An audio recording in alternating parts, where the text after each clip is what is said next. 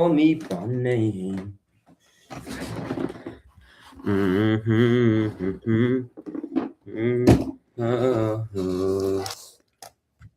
So we're live, right? Yes, we're live. Let's put like a happy face right there. Ooh. Should we share the screen? Hold on. I am taking...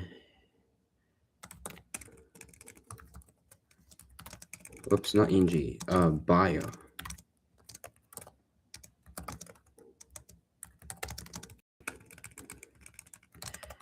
Live streaming. Bro, live. And I'm live streaming myself. Is this bad?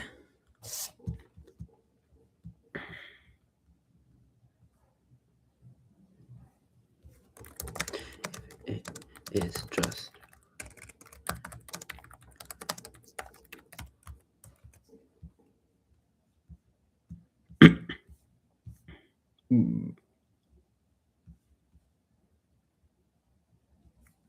Gotcha. So I think we're good. We are going to share our screen because it is completely safe. No risk of copyright right now. No risk. We're good. We're good. So everyone, just a context in what we're doing right now. We finished our... Oh, nobody's watching. Well, that's okay because... I don't know. We finished our calculus course, our calculus 1. And we got like a 95, a 94.75, I think. So that's an A. That's pretty fun, pretty cool. We also finished our engineering course. We got like a 92, not bad. And now I'm taking a couple classes that I must finish before the 18th, because then I'll get really busy with Calculus 2 and object-oriented programming. So the two classes I'm taking right now, which I have 4 days to finish, are environmental science and then English composition. So I think these two classes proved to be a little too much to finish in these 4 days. So I believe I'm only going to do my best, because it's still a lot. I'm going to do my best to finish environmental science, bio 130. And yes, this is also a course in ASU. So we're going to do that. We are right now... Oh, whoops, we refreshed the thing again. We are right now in Module 4. We just finished Module 3 today. Module 2, I think, 3 days ago, probably. Module 1, I think, like a week ago. We still have Module 5, 6, and 7, not including 4. So I'll have to finish probably a module a day if I want to finish by the 18th, and still have time to prepare myself for these next more difficult classes that I'm going to take. And I think I can do it. It'll just require a lot of focus, because if you see this, we have a lot of assignments to do. It's not conceptually hard. It's not very like conceptually tedious. Conceptually difficult. It's not a lot of thinking. It's more just doing and not losing focus, which is something I struggle at a little bit. I can sit maybe maximum an hour, but if I don't really see the reward, it gets really hard to focus afterwards. But we will try our best today. We will try our best to focus for maybe an hour and a half, probably, and then I think that will be good, because we want to finish this module 4 today, so we can do 5, 6, and 7 on Friday, Saturday, and Sunday, respectively. Yeah. Well, we already go 4 minutes on our live stream, so I think we should begin. Kind of sucks that nobody's watching, though. It's totally fine. Totally fine, you know. Let's begin. So, we're in module 4.1. I don't think I've even begun reading a lot yet. And I have my notebook to write notes, because, of course, we do have to retain the information we read for quizzes. I don't think we have any final exam, do we? No, I don't think so. We only have quizzes, 1 for each module, but that's it. In module 5 quiz, 6 quiz, and then 7 quiz, but that's it. We don't have any exams or a final exam at the end of the course. Not even a final quiz for covering everything. It's just 1 for each module. Excuse me. So that's what we will begin doing right now. So right now we're seeing human population, resource use, and urbanization. Let's do it. So, intro. What are human population, resource use, and urbanization? That's a good question. Huh. Let's do it. We're watching now. Nobody's watching, right? Yeah. Is there a way like I can change the? No, I don't have it. Okay, it's completely fine. Completely fine. This class isn't very intellectually stimulating, but it's okay. It's okay because sometimes in life we'll have to do hard things. We'll have to do things that we don't exactly like, even if the benefit is lower than doing things that we do like. Completely fine. Let's do it. So, there are a lot of people on Earth, and current projections. Say, wait, I'm sharing my screen, right? Yeah. So, a lot of people on Earth, current projections say a number of people will continue to grow exponentially for at least a few more decades. Population increase puts strains on soil and water system across the globe. Oh, that's not good. Furthermore, people are migrating from rural to urban centers. Yeah. How can we plan and build urban centers to be more sustainable? Like the urban centers to be okay, gotcha. Okay. Wait, but aren't we trying to sustain the soil and the water? Oh, sorry, I'm so stupid. Yep, urban centers to sustain stuff around better, such that they put less of a strain on Earth's limited resources and fragile ecosystems. Gotcha. Okay. How can we conserve land, soil, and water? Okay, let's do it. How can we conserve land? Should we be taking no, we gotta go fast. How has your region been impacted by population growth? In the Phoenix area, home to ASU, we are experiencing rapid growth. This puts a strain on our water resources, which are already limited in the desert. So the population growth in Phoenix is putting a strain on the water resources, which are limiting in the desert. Gotcha. And affordable housing is not available to many families. Is that Katie Hobbs's fault because she's governor, or like the government? Okay. As you guys can see, I'm not very knowledgeable in like the environmental science and politics. I mean, I see that this class is not just science. It's also, I mean, I see that they also incorporate politics. Yeah, cool. I mean, like, I'm not very political here, so like, I don't think I have a problem with anything. Mm, I mean, I don't know if I agree with everything here, or if I see why things happen, like why population strains resources, but that's okay. I mean, like it's completely fine. Nothing to fight here. Um, Gotcha. So module objectives: we will practice the skills, use scientific reasoning and data to make predictions about energy using consumption, land use, and human population. Does anthropogenic effects? Oh, describe anthropogenic effects on the environment. Gotcha. Activities to complete this module. Okay. So this is everything, and then we got our quiz. Cool. I believe we can go. We have a study guide. Uh, so we have water usage. Okay. Impacts. So we have water usage, consumption, water use. How are people using it? Yeah, impacts of water usage, land use in conservation. How can we conserve the land? Okay, conservation history, national parks, soil conservation, human population, spread and growth of human populations. Oh, cool. That part is gonna be cool.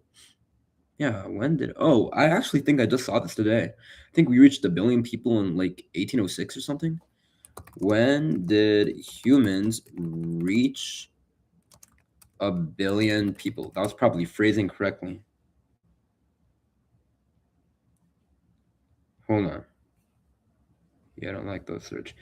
1804. Okay. We were a couple years. Interesting. It's actually very interesting to see when we reached a billion. There were only 1 million humans 20,000 years ago. Interesting. Oh, that's not a lot. It's crazy that some YouTube videos get much more than that. Hmm.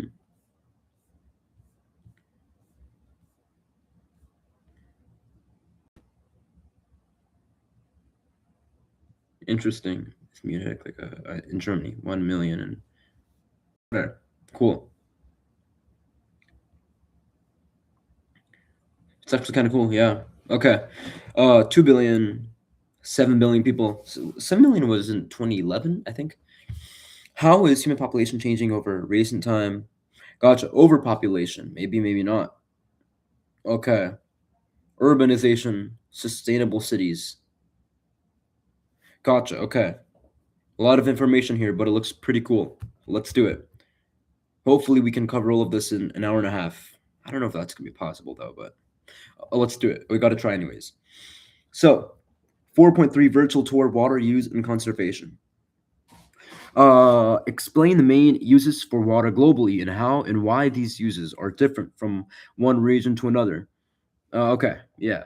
Um, wait, so what do we do here? Oh, okay, so we're gonna explore stuff. Global water usage, Eastern Hemisphere. Welcome to the blue planet. Water is everywhere, but how do we use it? What what can be used, and how does its use affect Earth? You will explore water on a global, regional, and local levels. You can explore both hemispheres of Earth, and then visit three regions with specific water usage approaches. Okay. Uh, can you move anything? Oh, gotcha. I see.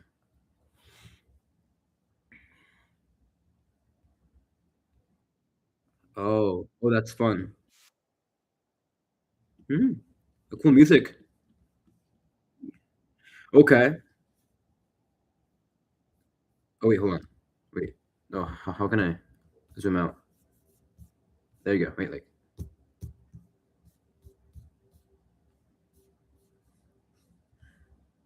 Okay, it's inverted. Where do I begin?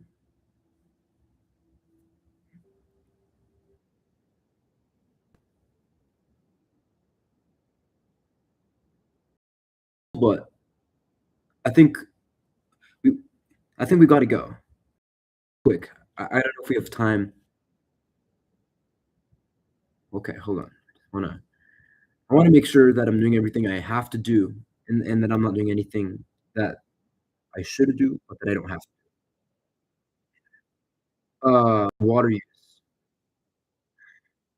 Okay, let's play with this a little bit. How is water used globally? Let's go.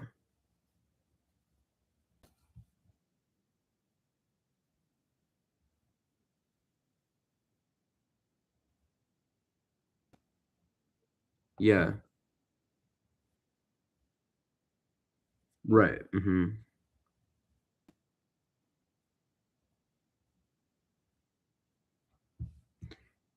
Right now we're in stream. We're in stream. Get it? Because we're in a. Okay. Oh, sorry. Sorry.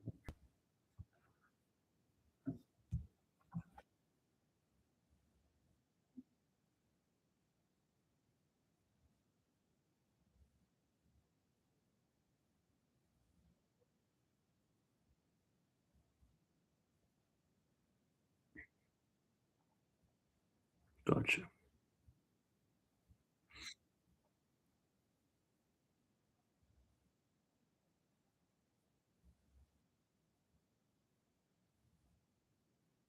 Oh, I see. So in stream use is going to be um use of water that stays in the stream, and then off stream will we I think we take it out so we can consume it. Not consume it. I see. Yeah.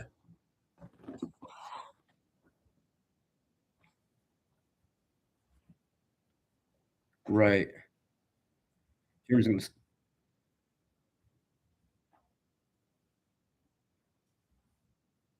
yeah.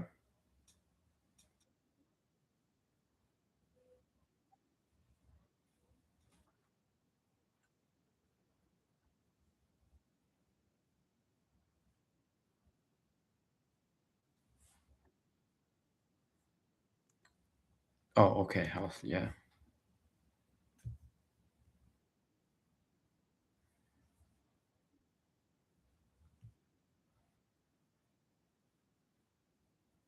Crazy. I mean, yeah, I guess it makes sense, because of the houses, they have in the US. What else? Electricity, right? All of that. They probably have to use more water.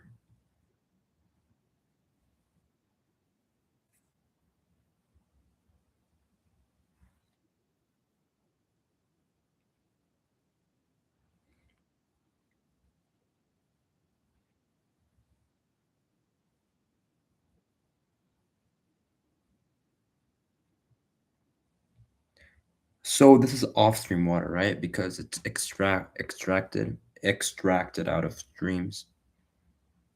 Oh, and it's used for agriculture, is that what she said? Gotcha. Interesting. Oh, here, yeah, I guess we gotta put that. So we have, oh, hold on, this is 4. Here, okay. So we have 75% of extracted um, water is used for agriculture. Agriculture. Cool.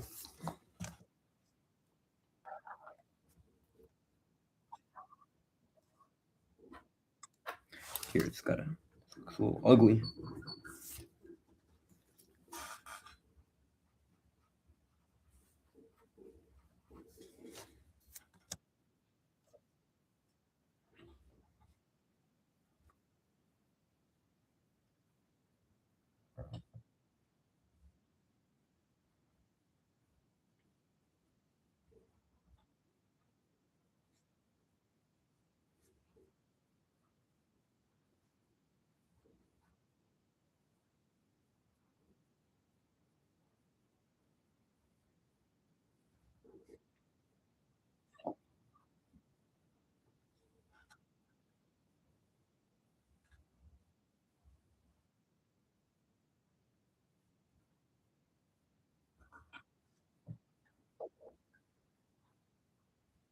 Oh, cool.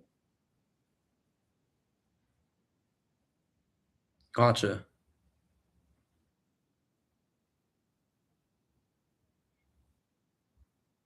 Right.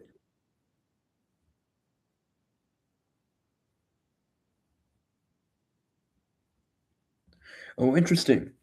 Okay, so it's like Indonesia. Yeah, no, not Vietnam. We got what's that country?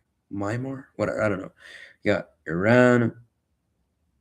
We got Pakistan, Turkmen. All of those. Yeah, Sudan. Interesting.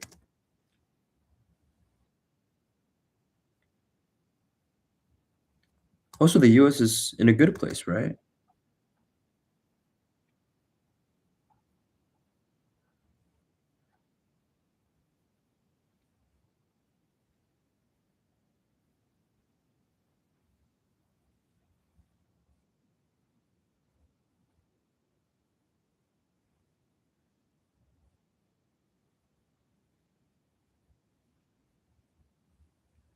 Oh, oh, gotcha. For agriculture, not like industry. It doesn't. Okay, I see.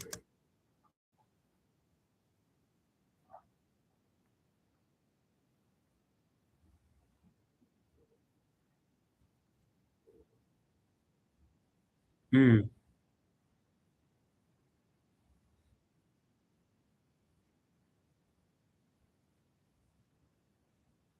Interesting.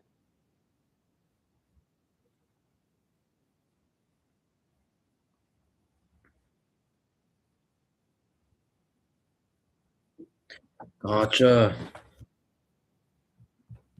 Cool. Okay. Pretty informative. What is groundwater? Groundwater is water found underground in cracks and spaces in soil, sand, and rock. It is stored in and moves slowly through geological formations of soil, sand, and rocks called aquifers. Groundwater is used for drinking by more than 50% of the people in the US, including almost everyone who lives in rural areas. Largest use for groundwater is to irrigate crops. Gotcha. Aquifers are typically made up of gravel, sand, sandstone, or fractured rock like limestone. Water can move through these materials because they have large connected spaces that make them permeable. The speed at which groundwater flows depends on the size of the spaces in the soil or rocks and how well the spaces are connected. Mhm. Groundwater found everywhere. Water table may be deep or shallow. Yeah, the water table. I remember.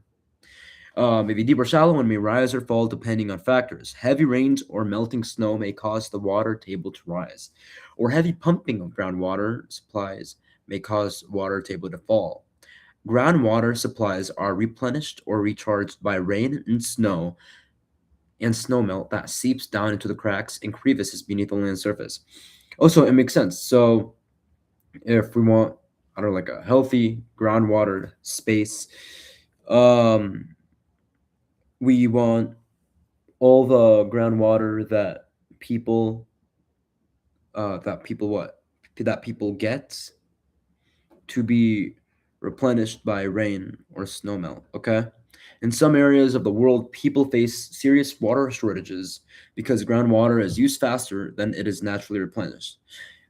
In other areas, groundwater is polluted by human activities. Gotcha. Water in aquifers is brought to the surface naturally through a spring, or can be discharged into lakes and streams. Groundwater can also be extracted through a well drilled into the aquifer. A well is a pipe in the ground that fills with groundwater. This water can be brought to the surface by a pump. Shallow wells may go dry if the water table falls below the bottom of the well. It makes sense, because the well can't get the water. Some wells called artisan wells do not need a pump because of natural pressures that force the water up and out of the well. In areas where material above the aquifer is permeable can go up and down. I think pollutants can readily sink into groundwater supplies. Groundwater can be polluted by landfills, septic tanks, leaky underground gas tanks, and from overuse of fertilizers and pesticides. If groundwater becomes polluted, it will no longer be safe to drink. How much do we depend on groundwater? Groundwater supplies drinking water for 51% of the total US population and 99% of the rural population. Wow. Okay. Groundwater helps grow our food. 64% of groundwater is used for irrigation to grow crops. Gotcha. Groundwater is an important component in many industrial processes. Groundwater is a source of recharge for lakes, rivers, and wetlands. I see. Actually, these statistics are very informative. I wish I could remember this. I'll probably forget it later, but it's okay. We'll come back, and we will force ourselves to learn to learn all of this. Okay. How is water? Oh, wait. We just watched that, right? Yeah, we just watched that. How is water consumed by humans? Water around the world only has small supply of fresh water. Gotcha. Um,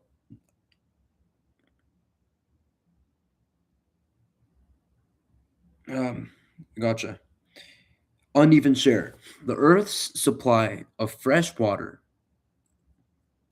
is very unevenly distributed across the planet. Some regions have more lakes and rivers and get regular rain, while others are mostly desert and suffer years of drought. Climate change is causing more frequent and severe flooding and droughts, intensifying the water stress in some regions.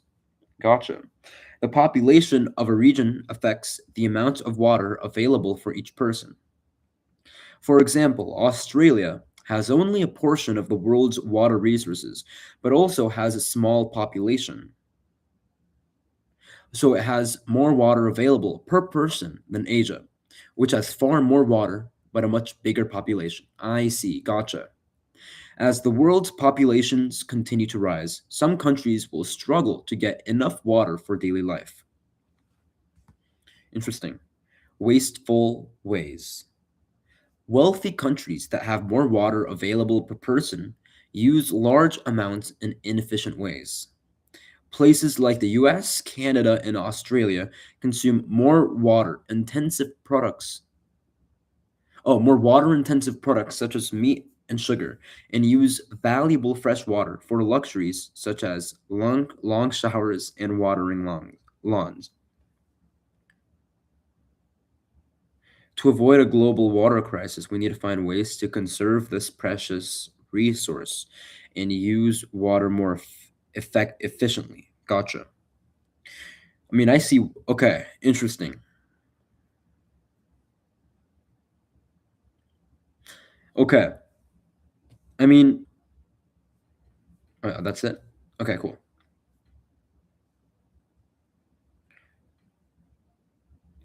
Kind of makes you feel guilty for taking long showers. I didn't take a long shower today, so I think I'm good, right? Well, I mean, okay, I see. But one question. Why do they say that the US using the most water? Oh, wait, sorry. They say in inefficient ways. But like what inefficient ways? I mean, like they're concocting inefficient ways to using water intensive products, but well, I mean, maybe those products are good, right? Like I mean, long showers aren't bad. That's not inefficient. I mean, if you can afford that, then you can go use it, right? I mean, I don't want to get political here. I see. Cool. Let's keep going because we don't want to get caught up in the politics. We're here for the science. We're here for the science. Let's do this. Okay. But nevertheless, very informative. Very informative. Cool. Water in Sla no, Salenijka, in Georgia. Welcome to this. Oh, scared me for a second, those birds. Oh, whoa. What a beautiful place. Oh my goodness. This is a very beautiful place. Wow. Okay. Explore the hotspots to see how this region differs from others. Okay. I don't think I'll do that right now. I don't think I'm going to do it. How many people in Georgia use water? Okay. Water supply in Georgia. Interesting. I mean, I think it's informative, but can I go back? Can I go back?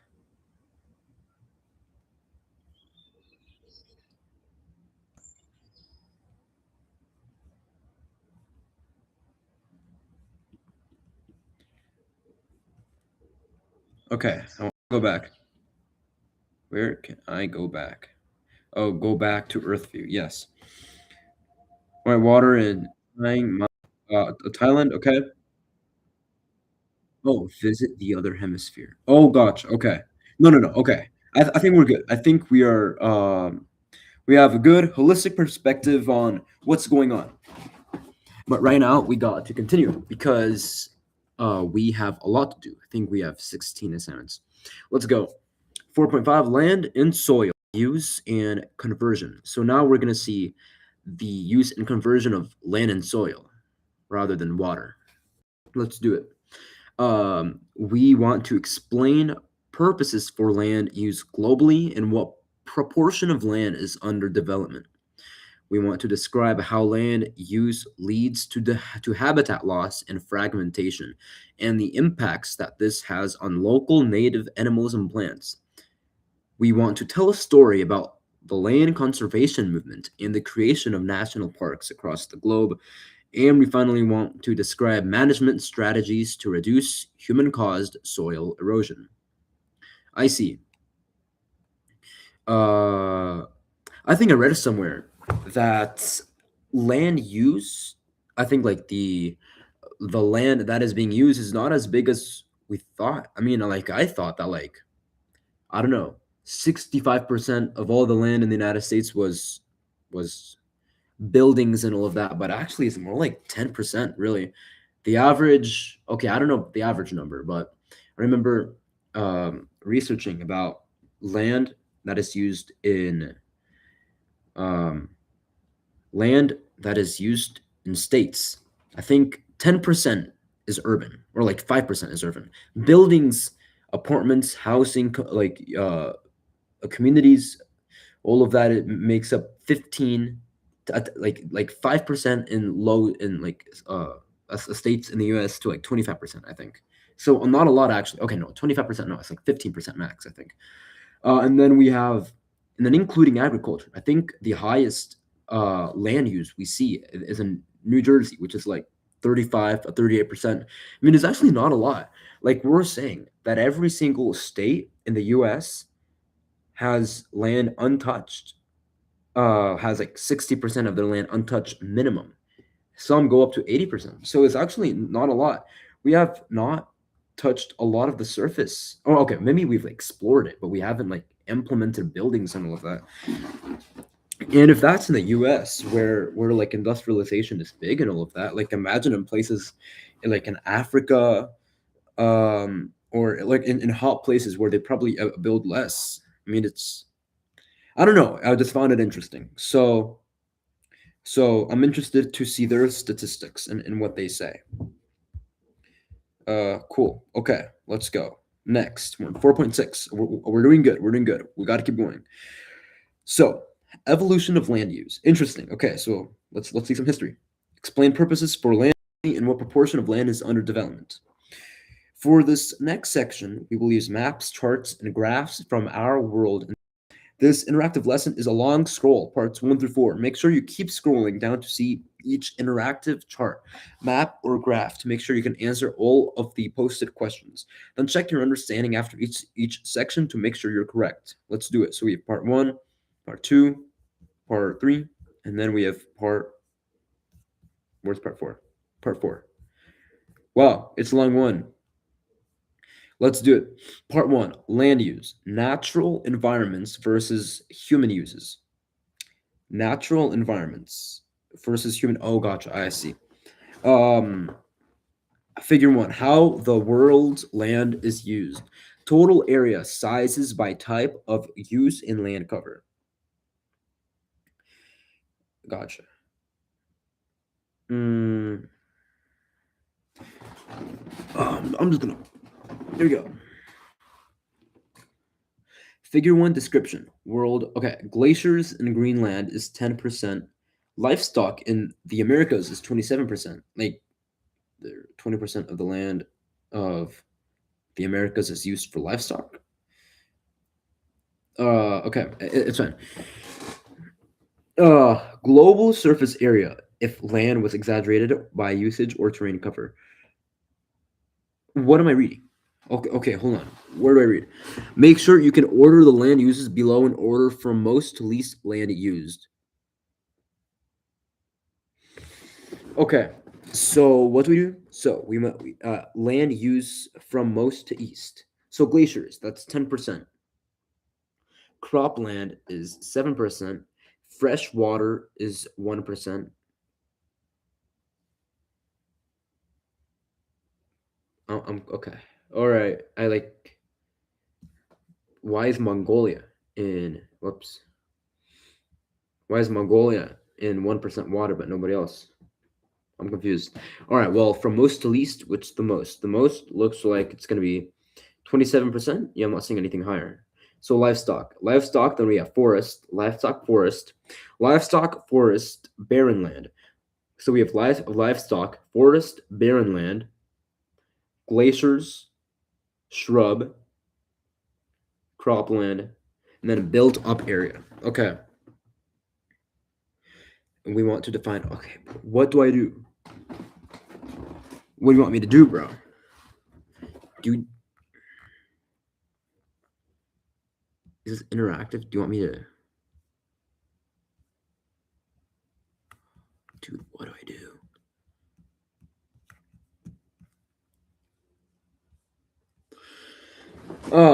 It's fine. Let's keep going. Um, In the interactive chart on the left, if you slide the time slider all the way to the left, which is going to be in 1780, it will show you how the world has considered natural habitats. Okay. Um. Oh, the time slider. What's the time slider? We have two balls right here.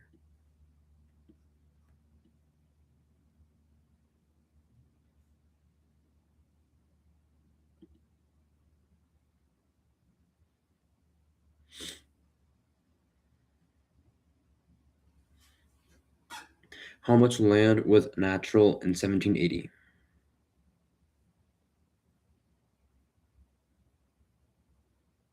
Oh, cool. So, how much land was natural? Dude, what do I do? What do I slide?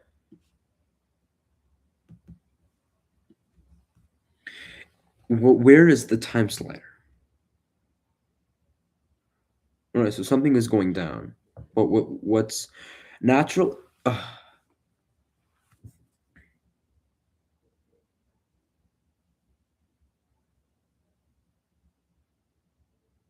So, how much land was natural in 1780?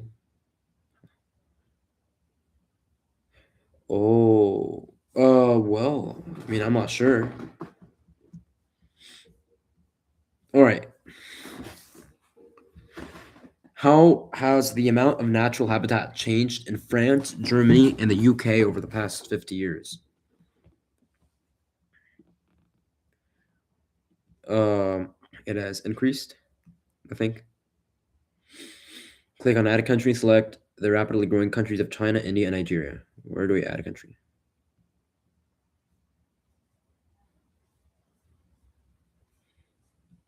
So, all right. What did you do? China? Where are you? China. China, where are you? China.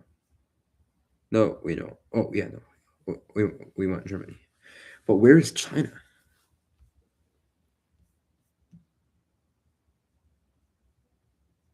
Right, we have China. You want India.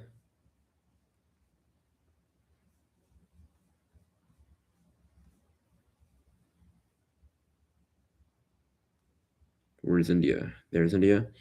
And Nigeria. I think I saw Nigeria around here. Oh no. Yeah, that's Niger. There you go. Click on the X to close the screen and view the graph with the new countries added. How has the share of land defined? How has the share of land defined as natural habitat changed in the country since 1780? Okay, that's it. I'm just gonna go here. Check your understanding. What is included in built up area on this map?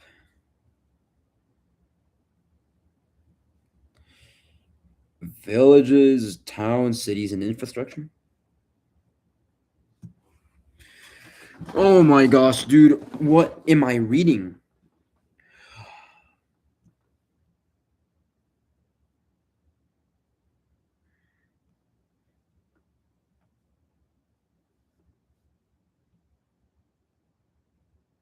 One out of three. Oh, sorry. Whoops. We have cities, towns, and infrastructure to support the cities and towns, right? Which of the following land types are counted as barren lands? Select all that apply. As barren lands, okay. Where do we read this? Where do we read what kind of what is it? What kind of lands mean barren lands are counted as barren lands? Where do we go? Barren lands. Deserts, salt flats, and rocks. Deserts, salt flats, and rocks. 3 out of 3. We're geniuses, you know. The amount of natural habitat in France, Germany, and the UK has okay. So I think it decreased, right? That's what we saw. France, Germany, and UK. Where is it? Oh, France is kind of like increased a little bit. Germany, where's Germany? Germany's increased, and UK has decreased. Well, hold on. Wait. So Germany, you have increased. France, you have increased as well. But only the UK has decreased. But UK, you clearly have decreased. What's going on? Oh boy, what do we do here? Because we only have one option: increased. I mean, like obviously India or China can't. Okay, I'll have to put increased, even though the chart contradicts this question. At the same time, it has remained relatively stable. Oh, oh, and okay, China. Where's China? Well, looks like it decreased in China, and it has been stable in India. Well, yeah, I mean, I think a lot of the buildings. Oh, no, no, no. Wait, what do you mean has been natural habitat has been stable? Haven't they like built a bunch of stuff? I'm confused. Thanks, Killian. Thanks, dude. Good to have you here. Oh, well, not anymore, but I mean, thanks for being in the live stream. Let's continue. Worldwide, the amount of land defined as natural habitat remained relatively stable. Worldwide. So what do we see? Well, that's obviously decreased. In more recent years, the amount has remained relatively stable, right? According to the statistics. The category croplands include any land used to grow food. Hold on. So we have a cropland. Where's cropland? Crop minus land for animal feed. Oh, gotcha. I see. It's like the land for crops. That's not land for animals, right? Includes any to grow food.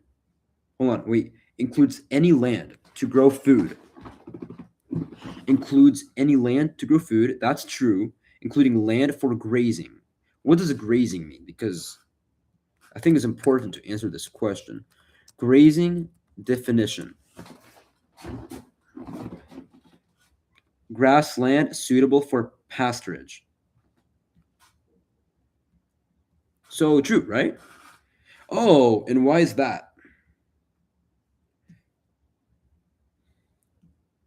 For grazing? Oh, for bringing up livestock? Oh, no. Right. Minus land for animal. Okay. All right. They just played the wordplay well. How much of the world's land surface was considered to be a natural habitat in 1780? The world's surface. Well, let's look at the statistics. Well, really? Like 75%?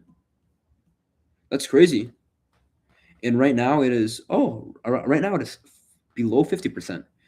I actually highly doubt that because, oh, wait, hold on. No, no, no. Actually, no.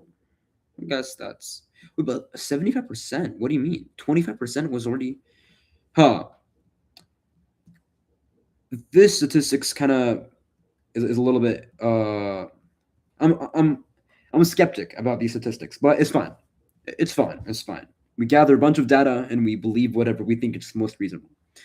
Which of the following land uses and covers takes up more space on Earth's land and surface? I think I remember. Oh, cropland. I think built up area? No, no, no. That's 1%. Wow, David. Okay, glaciers, right? That's 10%. Wait, what is cropland? Cropland is 7. So I think we're good. Correct.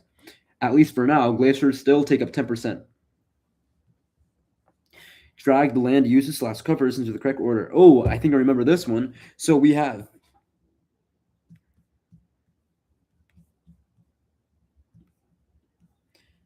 crop was like 1%, I think, right? No, sorry, that's 7%. So it must be around there. Built up, that's 1%. Forest, what's forest? Oh, forest is 26. I think I remember. And barren is 19. All right, no. Okay, I think we're good. Okay. According to the map chart, how the world's land is used, livestock takes up a little more than 1/4 of all land used, 27%.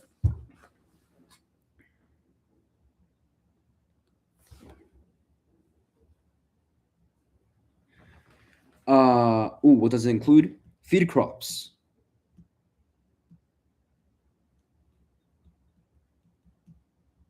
Oh, no plant. Okay, so just okay, gotcha.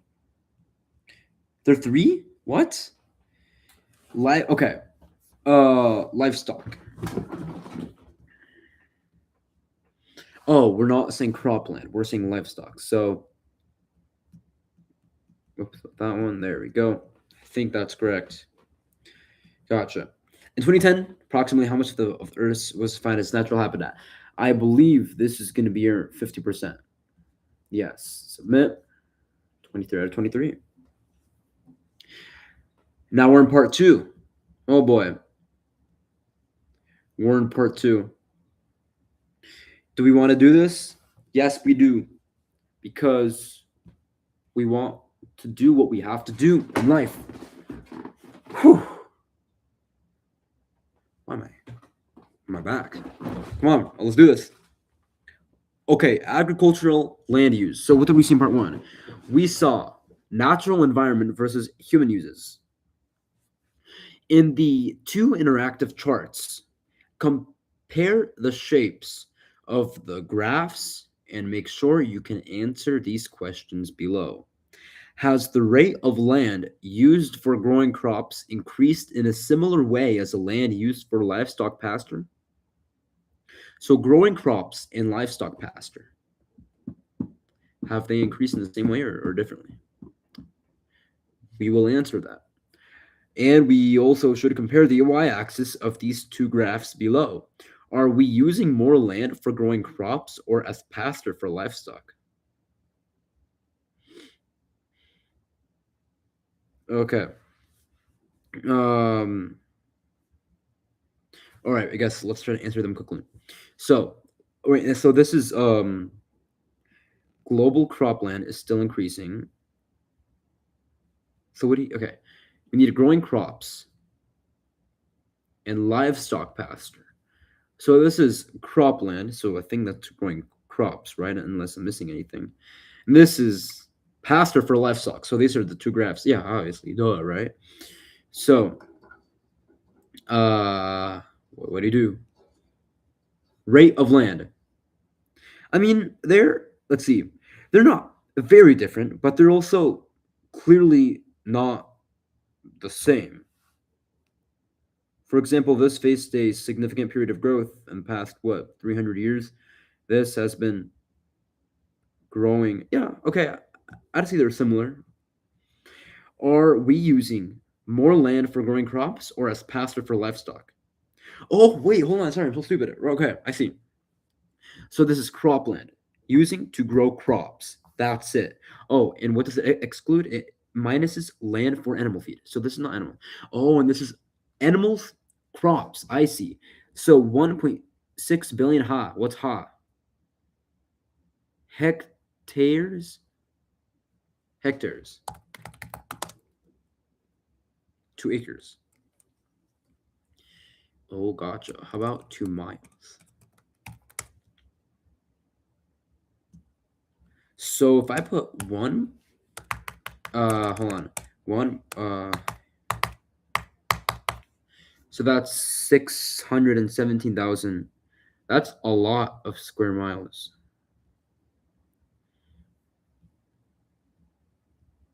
Can I see my search history, please?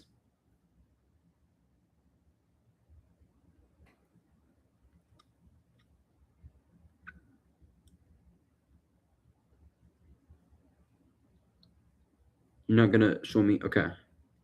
I see. Makes sense. Okay. Well, clearly, pasture for livestock. Interesting. That's 3.3 billion. So obviously, the amount of land used for pasture for livestock is greater than the amount of land used for crops. In the graph, does pasture land for livestock include land to grow crops for animal feed? mean, I think to grow crops for animal feed, right? Crops minus land for animal feed. So here is obviously not for animals, but this is growing crops for animals, right? Oh, wait. The extent of global pasture used for livestock grazing does not include cropland used to grow animal feed. What is animal? Oh, like, confused. If not, is the total land needed to support livestock the same height? Okay. I'm just going to keep going.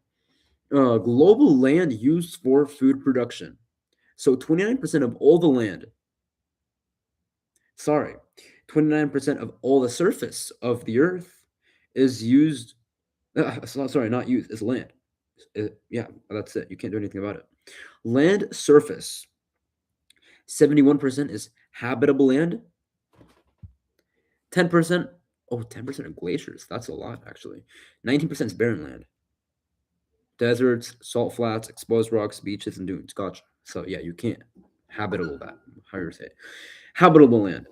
50% is used for agriculture, 37% forests, and 11% shrub. 1% urban and built up land, and 1% fresh water. This is crazy. Wow. Only 1% is urban and built up land, settlement, and infrastructure. What does that mean? 1%. I mean, I thought it was like 10% or something, but no, that's 1%, dude. That's actually not a lot, to be honest. 1% of all, no, by the way, this is 1% of habitable and not even of the Earth's surface. 1% of habitable land is urban. 50% is agriculture. That's a lot of land, actually. I'm not going to lie. And 37% is forests. So, looking at this, I think we've done a good job on taking care of forests. I mean, agriculture is not doing bad to forests. We've preserved 37% to just forests. 11% shrub, I don't know what that is, but I think that's like natural. 1% freshwater, that's good. We've only damaged 1%. I mean, I'm not like against what they're teaching here, but what it what it seems to me is that is that I mean, humans have done a good job on not ruining, on not like deforesting and all of that. Thing like the way they're putting it in these videos. I mean, I don't think it's like exactly wrong, but it's probably exaggerated. I don't know. I don't know. Like, I mean, 1% of just building of houses and all of that. That's not a lot. I'm not. Yeah, not a lot. Mm, which of the two items can take up a larger portion of Earth? Oh wait, sorry, we're not done though. Agricultural land. 77% of our agriculture is used for meat and dairy. This includes grazing land for animals and arable land used for animal feed production. 23% crops, excluding feed. What does it mean excluding feed? I'm confused. It's fine. 50% is agriculture of all habitable land. 77% of that agriculture is used for livestock, meat, and dairy. And the rest of the 23% is used for crops excluding feed. And then 18% of the 77% from meat and dairy. Oh, global calorie supply. I see. Okay. Which of the two items below take a larger portion of Earth's surface? Well, the ocean. Habitable land versus barren land is going to be habitable land. Forests versus agriculture is agriculture. Livestock versus cropland. I think we have cropland. No, hold on, wait. No, livestock. Livestock was 3.5 billion, right? So yeah, livestock, right? Livestock, 70-10%, right? Let's look more closely at agricultural land uses. Which of the following provides more of a global calorie supply? Of the global protein supply? So plant-based foods. Hold on. Oh my gosh, we do. I'm losing my mind. Which of the following provides more of a global calorie supply? Global calorie supply. Well, clearly here, Global calorie supply is 82% from plant-based food. So, what is it asking? Provides more of a global calorie supply. That's going to be plant-based food. More of a more of a protein supply that's also from plant-based food. Gotcha. Does not mean you should not eat meat. Meat is good. It's just statistics. Gotcha. Think about what you learned about the transfer of mass and energy in ecosystems and how this determines why some foods take up more land and resource to produce. I understand. Gotcha. Let's continue. We don't want to sit here forever. Drag the words into the correct boxes. About 77% is used for livestock, while 18% is used for. Yeah, I got that right, right? Yeah. Right. Yeah. No reason to get it wrong. Which of the two items below take a larger portion of the Earth's surface? That's gonna be habitable land. Okay, plant-based food account for 82% of agricultural land use, and they produce. They produce. What do you mean they produce? I have no idea. Well, let's guess, right? Okay, no. Okay, plant-based foods account for 82% of agricultural land use, and they produce. Oh, sorry. No.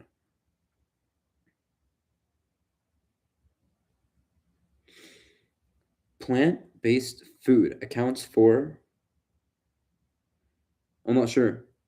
All right. Well, we know that they. Okay, hold on. So plant-based food. Global calorie supply is going to be calorie supply. That's 82%.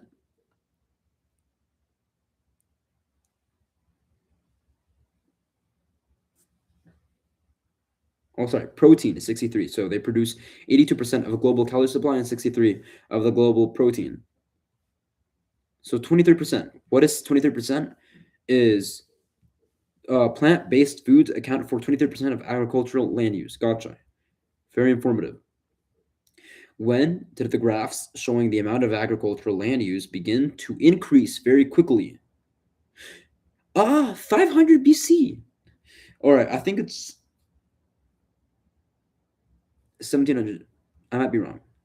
Industrial Revolution. Hmm, very cool.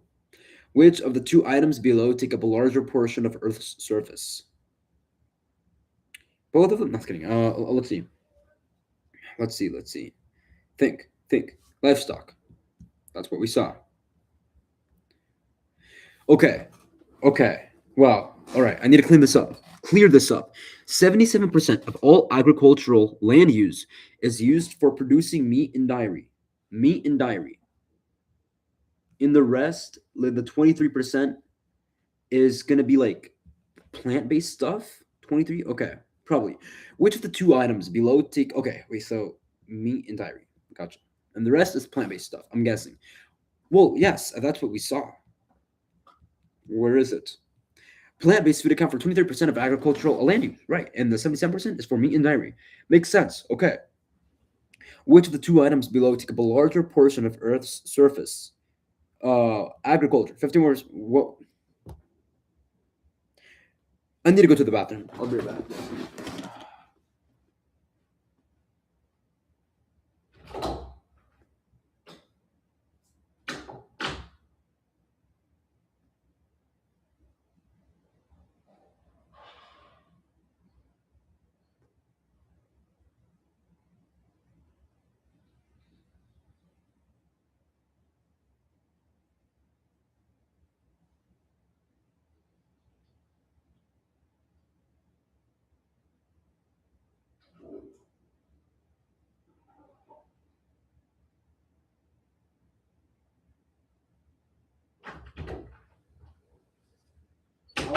What's up, Bear? What's up, buddy? This is Bear. What's up, everyone? Hey, Bear. I say hi to the live stream, buddy.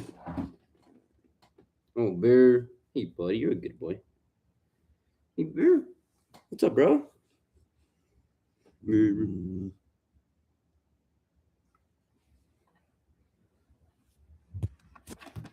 Yo, chill, chill, chill, chill.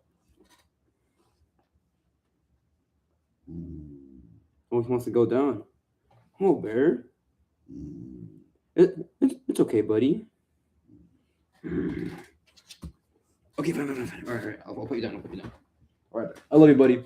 But we got to keep going because we have to finish all of Module 4, and I think we're in 4.6 right now. So, yeah, agriculture takes up 51% of the Earth's surface. Or is that Earth's habitable surface? Habitable surface. So this is deceiving. And forests only take up 37%. Final question, which of the two items below take up a larger portion of Earth's surface? Ocean. Okay? Okay. We're doing good. We're in part 3. Hey, Bear. What are you doing there, buddy? You just chilling? Are you chilling, buddy? You know you're in a live stream, right? Now people are watching. Okay, well, nobody's watching right now. People will be watching you, Bear. Oh, Bear. Oh, buddy. All right, let's continue. Part 3, agricultural efficiency and land use.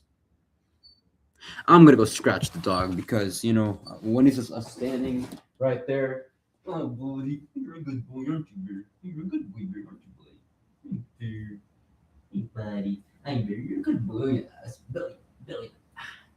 Oh, Bear. Oh, buddy. Hey, Bear. Hey, buddy. You're a good boy. Hey, Bear. All right, Bear.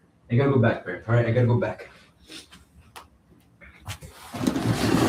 Okay, so part 3, agricultural efficiency and land use. Make sure you which 3 food items are at the top of both lists, indicating that they are inefficient land users.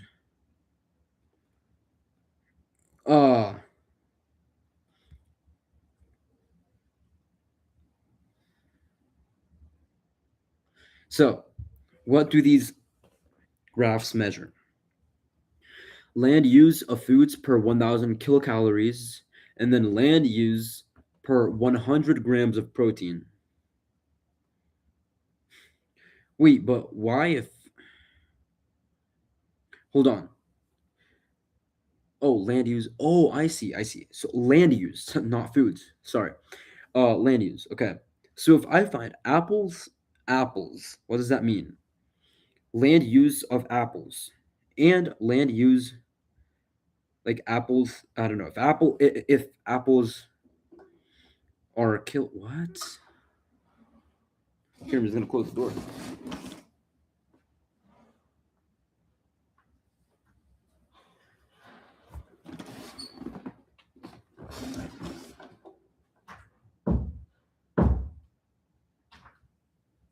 I'm confused though.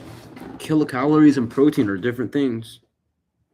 But okay, let's see. So we have beef on both. We have beef, dairy herd, and we have pig meat. We have 3. There are probably more, but I mean, that's what I found. So pig meat, beef from the dairy herd, and beef herd. So land use for beef is inefficient, according to what they're saying. Okay. Do you like to eat these foods? Yes, I love beef. Probably a lot of people in the audience love beef too. I wonder why they ask whether we like to eat those foods. Interesting. Are they trying to mix? I don't know. Kind of like a self-aware checkup or something. I don't know. Interesting. I mean, all right. It looks like it's inefficient land use, but I mean, I don't think I'll stop eating beef. I mean, like I need to eat beef to grow. It's what we have in the house. It'll be hard to adjust just because it's supposedly inefficient. It's fine. It's fine. Which 3 foods are the most efficient, least land use in terms of Looks like we have, I don't know, maize. I don't see it in the other one. Rice. I don't see rice either. Are eggs in there? I hope. Okay, yeah, eggs are inefficient. Crap. Root vegetables. Yup, vegetables. I don't like vegetables, guys. But looks like we're gonna have to ship our diet. No more beef, guys. We're gonna go all vegan because we needed to stop being inefficient. That's fine. That's fine. All right. Which three food are the most efficient in terms of land use, gram protein? Prawns, peas, ground nuts. Oh, and in terms of calories, maize, rice, and root vegetables. Why are they not necessarily the same food? Like, um, because why are the three from each chart not the same food? Okay, it's fine. Which of the most efficient foods do you like to eat? Let's see. What do we see? I mean, I don't not like apples, but okay. It kind of sucks that eggs are there. I hate tomatoes. Are bananas inefficient? I hope not because I like bananas. Yeah, bananas look efficient. All right, I like bananas. Oatmeal, no, I don't really like oatmeal. Actually, I don't like anything down there. Maybe potatoes. Potatoes, bananas and potatoes. Milk is dude, it's like all the stuff that's good for you is inefficient. We're talking lamb and mutton, beef, cheese, milk, all that like that makes you stronger, you know? Especially if there are males in the audience. That's what makes you like maize, rice, vegetables, ground nuts, maybe like some kinds of fish. They're not gonna make you big and strong. I don't know. I don't like this chart. Okay, that makes me sound stupid because I'm denying. We'll have to investigate more. We know that charts vary, statistics that so we'll have to be wise with what we trust. We'll have to also research. Okay, let's continue. Your instructor loves to eat, and it is a highly efficient food with regard to land use. Oh, well, I don't know if my instructor loves to. Maybe I should see if she likes to eat dark chocolate. Let's see. So we want dark chocolate. Oh, they put it there for us. Thank you. Appreciate it. Oh, dark chocolate is also. Oh, wait, hold on. So in protein, it looks like it's inefficient here, but then we don't see it here. Where's. All right, it doesn't look very efficient, but it's also not inefficient. All right, it's false. We'll put false. Three foods are the most efficient. Least maize. We have rice, root vegetables. Probably the most disgusting of them all. Which are the most efficient? Prawns, nuts, was it? And peas. Nuts, no. Gram protein, no. Ground, okay, well, that's ground nuts, not nuts, but. So we want prawns. No, we don't want. Okay, we have prawns, we have peas. What else is there? Oh, poultry meat. What? So tofu? Tofu is not here. I don't see. Okay, it's fine. Well, looks like prawns, peas, tofu. Are at the top of both lists. Lamb and mutton, beef, cheese, I think. And finally, part four, changes to land use and agricultural productivity in recent time. Okay, I think we need to go quickly. Improved more in 50 years? All right, well, let's see. Let's get political. Brazil, what? Brazil is less than world average? Oh. India, improve more. Nigeria is probably going to improve more. United States is going to improve less. Germany less. And China more, right? Yep. Anything you can expect. Worldwide, how much space did it take to grow the same amount of food in 2014 as compared to 1961? 1961, that's one. Gotcha. 2014, we're 2014, 0.31.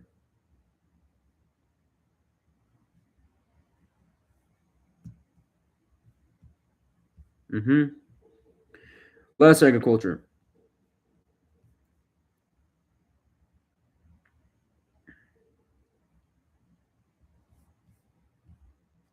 Less agriculture. So Saudi Arabia is here. Japan. Where's Japan? Japan is not even on the chart. Oh, I'm so stupid. So negative. So less. Kenya has improved or more agricultural land. Australia, less. Argentina, less. Poland,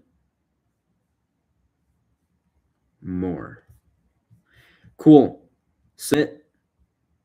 Awesome. We're in 4.7. Oh my gosh. This is taking some time. I'm not going to lie. I think we're focusing well. But I mean, I'm not feeling like I'm using my okay, I'm doing what I have to do. Yeah, it's not very like difficult, you know? Oh, wow. Do we have to continue? So what else do we have? We have to finish these three. Then we have um these six. So what we're gonna do, we're going to play some Minecraft. We're gonna play Minecraft. We're gonna take a break for around 10 minutes. And then, no, bro. And then what we're gonna do is go back and finish at most these three because we want to do what we have to do, you know? So let's play some Minecraft, shall we? Play. Let's continue our world. Da da dun dun dun and da dee doo. Ding doo. Da da dun.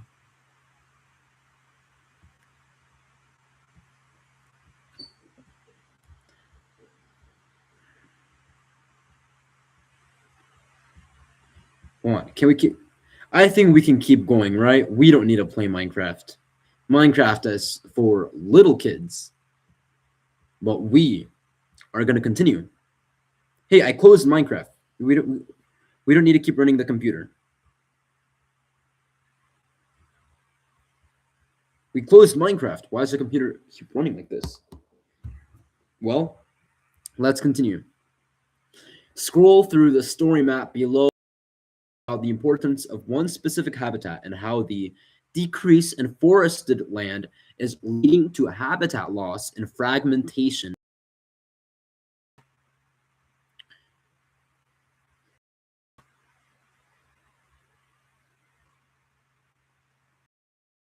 Forests, trees are essential for life on Earth. Are we caring for them responsibly?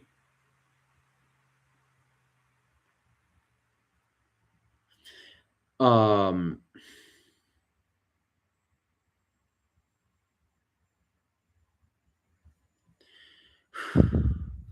Nearly a third of our planet's land is covered by trees.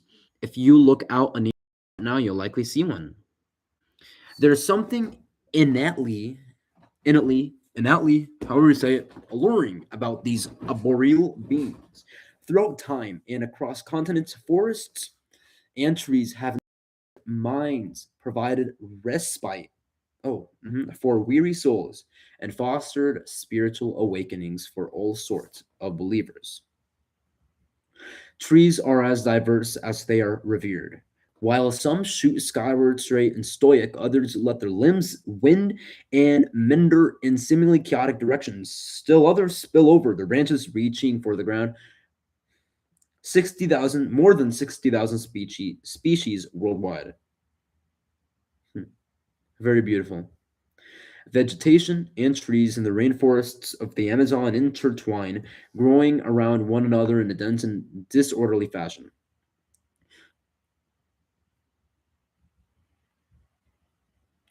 The rainforest of Australia's Great Otway National Park looks entirely different, with ferns dominating the forest floor while trees stretch high into the canopy above. Ancient moss-covered beechwood trees in Otsereta forest lend a sense of enchantment to this corner of Spain's Gorbea Natural Park. All right, okay, I see all of this, but like, let's go on.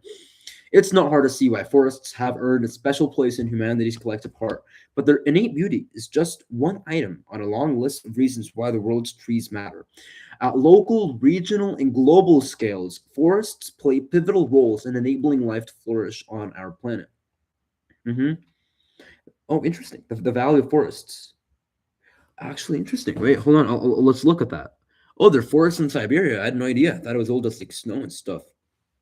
So we got a bunch in this place over here. A bunch in Europe. Yeah, I bet Europe is very beautiful because of all those trees. Oh wow, a bunch in like South America over here. We got a bunch in like the place of the 13 colonies in Cuba a little bit over here. New York, obviously, Canada, Washington. Ooh, be beautiful. That's actually beautiful. Humans have a long storied relation with forests. Okay. That's actually a very cool illustration of where trees are located. Japan has a lot of trees. Wow. Huh, cool. Indonesia has a bunch of trees. Look at that. Australia barely has trees. Cool. Trees are sanctuaries. Okay, yeah, sorry. Um, no, cool. I mean, I love these quotes. We just got to keep going. Economic impacts. Even from the perspective of a single household, forests provide tremendous value. Roughly 300 million people living adjacent to dense forests depend on them for livelihoods. These forests are key sources of essentials like food, fuel, and timber. In Nepal, an impoverished, socially marginalized community known as the Musahar relies on the nearby forest for survival. Collected wood is a vital fuel source, while vegetation, including ferns, is gathered for consumption. More broadly, the forest sector plays an important role in global economic and employment. In 2011, the industry contributed over $600 billion to global GDP. That same year, it provided more than 13 million jobs for people around the world trying to make a living. Very cool, actually. Awesome. Pulp and paper production, wood processing, so that's the conversion of wood into materials, and roundwood production, wood left in the state in which it was felled, typically used for industrial purposes, accounted for the majority of the forest sector global GDP contributions in 2011. Interesting. Contributing to clean weather. Many of the world's communities rely on forests for clean drinking water. Forests Forest root systems hold soil in place, preventing it from eroding into rivers and lakes. At the same time, this secured soil acts as a natural filter, removing bacteria and harmful pollutants as rainwater sweeps down through it. Oh, I see. So forests hold soil that acts as a natural filter. So without the forests, the soil will go away and thus cannot remove the bacteria. But at the same time, this groundwater collects in aquifer. It has become so pure that it is ready to drink when it is pumped out of the ground. Awesome. What is it? New York, Pennsylvania. Awesome, beautiful. In fact, of all the land that provides water for the world's 100 largest cities, nearly half of it is forested. If these forests weren't there to hold soil in place, this natural water filter for more than 700 million urban dwellers could be washed away by heavy rainfall. Gotcha. Wow. Protecting coastal communities. There's one kind of forest that is especially important for those living in certain coastal regions. Mangroves.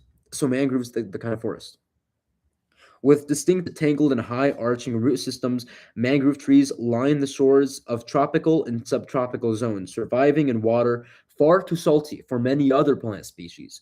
While mangroves may be relatively small in number, this particular type of forest punches well above its weight in terms of the benefits it provides to the roughly 100 million people living within 10 kilometers.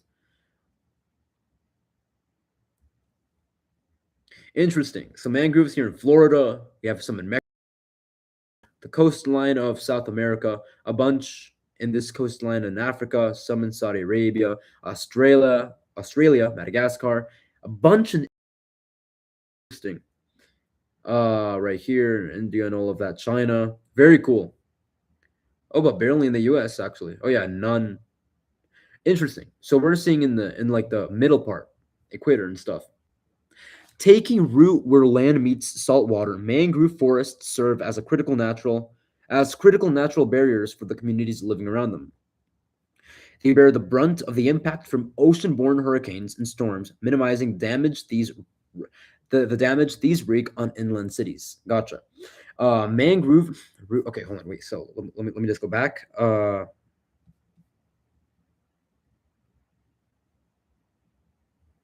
Gotcha. Mangrove root systems. Did I already read that? Mangrove root systems strip storm surges and tidal waves off their force, simultaneously preventing coastal flooding, and detet, detet, deteriorization. How do you not know how to pronounce that? Deteriorization of shorelines. Gosh, one of the largest mangrove forests in the world is here, straddled between the border of India and Bangladesh. Right here, I believe. Shields flooding and sea level rise. So also animals stabilizing world's climate. Okay, acts as a climate regulator. Lungs of the earth, trees produce oxygen that our species and most other require to breathe. At the same time, they absorb and retain carbon dioxide. Gotcha. A significant contributor to climate change. Contributor to climate change. Through this carbon sequestration, trees are a key factor in preventing a me, meteor, meteoric, meteoric rise in the Earth's temperature. Gotcha.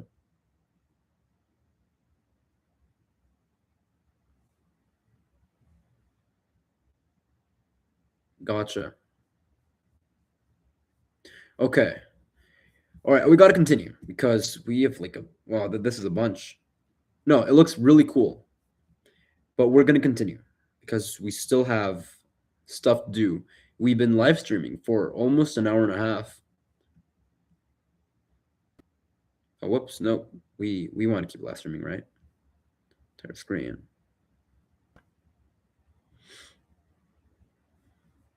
I'm getting tired. I'm getting tired, guys. And we still have all of this to finish.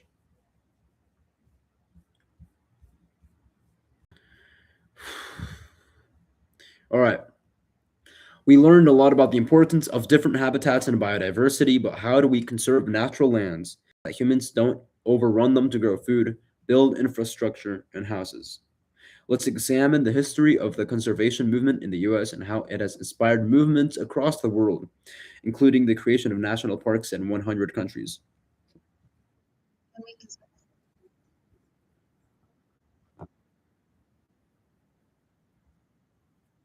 Let's do it.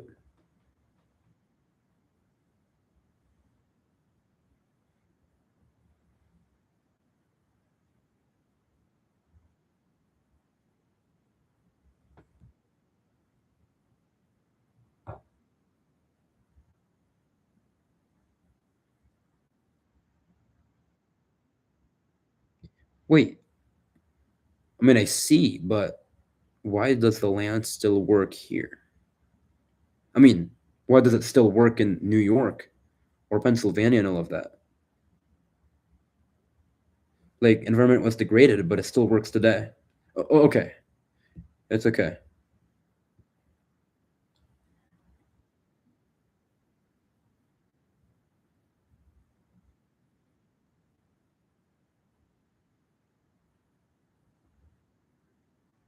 Interesting.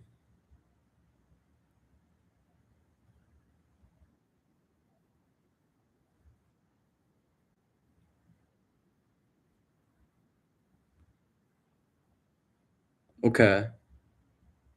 Okay, gotcha.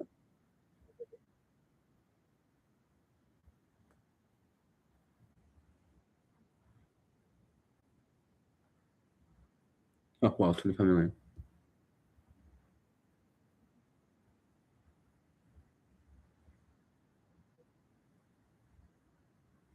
Impacts of soil erosion.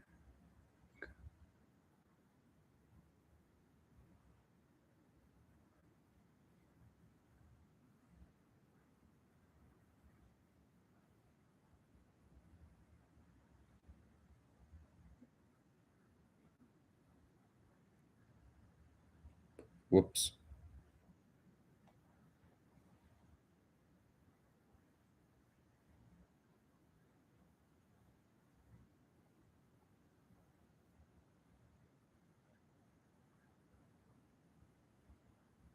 Okay.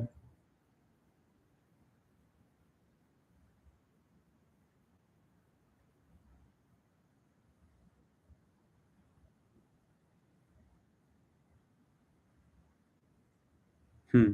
Okay. Oh, what would yeah.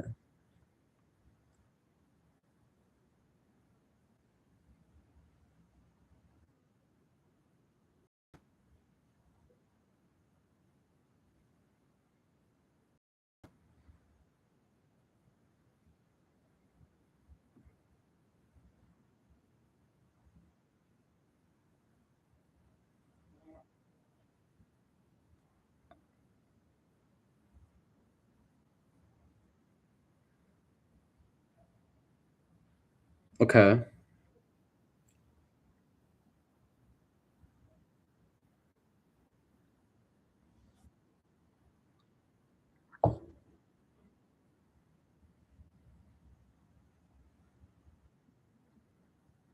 I see.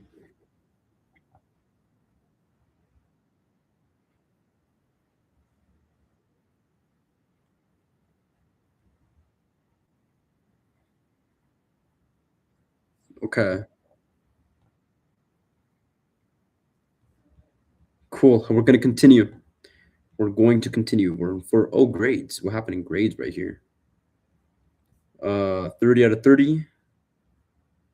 Work. Yeah. I enjoyed it. I enjoyed, yeah. Let's go back to modules. We're in what is 7.8? Sorry, a 4.8. A 4.8. Okay. Soil conservation. Okay. We have all of this to do. And then 4.9, which is this. Okay. All right, everyone. We will continue.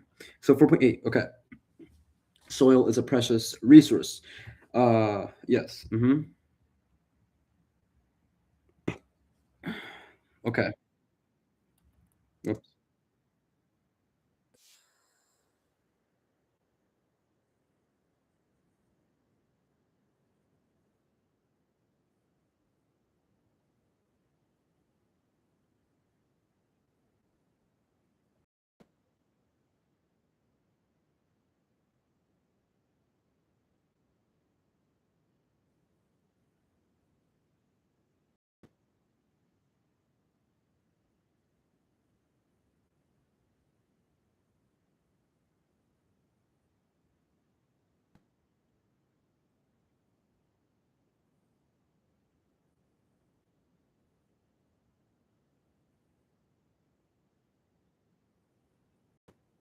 Bro,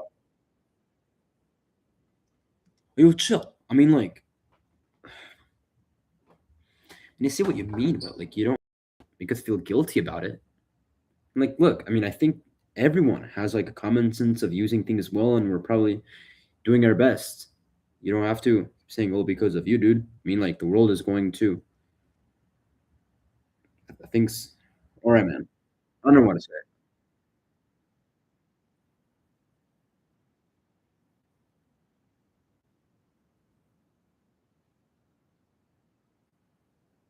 Well, actually, if you were paying attention, you do turn to dust because, according to this very course, soil is sediments, weathering, and organic material. So soil, when they wither, they split into sediments and organic material. Sediments, dust. So you're turning to dust. No need to blame us, bro. Okay, please. We have created a lot of value in this earth. Anyways, what is healthy soil and how does it get degraded? All right. Wait, I'm not saying that we shouldn't pay attention. I mean, like, I think, no, we, obviously, we should pay attention to soil and we're also take care of this land since, um, since we have authority over it, you know? And sadly, since because of human nature, and of course, we many times do we make bad decisions. Of course, we're humans. We can't do everything perfect. Many times we're unaware. Um, but sadly, the world is gonna keep going to endless decay, regardless of what humans do. That said, I mean, we obviously should care of this planet. What I don't like, no, obviously, we we're to take care of this planet. What I don't like is that they say it's all your fault. I mean, yo, chill, okay? I mean, what do you mean it's our sure? I mean, it's our fault. It's like blaming capitalism for human selfishness, right? Like saying, "Oh, humans are selfish because of capitalism." No, no, I'm not really. Humans are just selfish. That's their human nature. It's not a result of capitalism. Really, humans will always mismanage using the earth, sadly, because humans are sinful. Um, so don't say like it's your fault. That's actually very is not respectful. Okay, let's fine. It's fine. What is healthy soil and how does it get degraded? Interesting. Let's pay attention. Soil is healthy when it comes of storing and allowing water to infiltrate, in cycling, supplying nutrients. Gotcha. Okay. Conversely, soil degradation is the loss of the soil's ability to do all of this, to serve other ecosystems' functions. Often, this refers to the removal of the topsoil layer, which is most critical for plant growth and ecosystem health. Interesting. Okay. Some causes of soil degradation include deforestation, removes trees and plants that would otherwise hold topsoil in place. Yes, I think I remember that. I see that. Droughts cause plants to die such that they cannot hold topsoil in place. Interesting. Okay. So don't do man-made droughts. Wonder when that has ever happened. Deforestation. Gotcha. Okay, so deforestation, droughts, salinization, salt builds up in soils, and then uh left behind as water evaporates, so it's only salt and no water. Soil tilling disturbs topsoil, making it more susceptible to wind and water erosion. Practices to support soil, disturb soil, grow plant diverse, grow grow/plant diverse plant species. Keep living plants in soil as long as possible. Cover soil at all times. Okay. Use terraces and sloped areas to slow the flow of water. Prevent overgrazing by livestock. Apply chemicals thoughtfully. Okay, so be careful. Yeah, early soil. Oh yeah, I think we saw that. Okay, well, let's continue. Here, let's see if we can answer these questions because I think we're spending a little too long in here. Agricultural fields with uh, we will resist erosions. What is terraced level? I understand. So resist erosions. Terrace levels. More fields with slopes. In order to reduce soil erosion, farmers should install terraces on sloped fields, right? Yeah. So cool. After observing 4 years of erosion in which zone in scenario two simulation ended up with more topsoil? 4 years of erosion and rainfall. Is there like a play?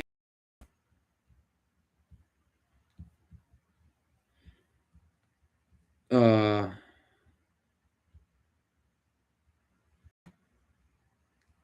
this is a zone one.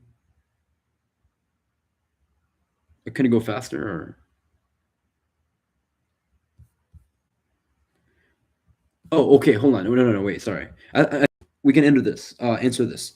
So, where will a terraced zone end with more topsoil or sloped? Sloped because okay, no. So terraced then. Okay. I feel bad because okay, fine. Which zone experiences more monthly erosion? Oh, wait, hold on. Erosion comes. Okay, so yeah, so forests they have trees that hold the soil in place, and they can resist erosion. So I'll put grass, less organic to replenish. Some more erosion. Wait, sorry, forests then. Thick top soil layer, but can erode from the surface. Oh, I see. Okay, so holding soil in place does not mean that it does not erode more than the grass. Uh, so erosion. Wait, erosion, precipitate high. I think right. Yeah, obviously. More erosion, sloped, and erode. Where does the eroded topsoil end up? Bottom of hill, right? Submit. Cool. Awesome. Let's go. So now we have 10, 11, 12, 13, 14, 15. Oh my gosh. All right. Well, I'm kind of tired because we've been live streaming for an hour and 36 minutes already. I mean, we did math for 3 hours and a half. Much more energy. I don't know how we're already tired. We did all of this. But now we just need these. Okay, let's see. Human population over time.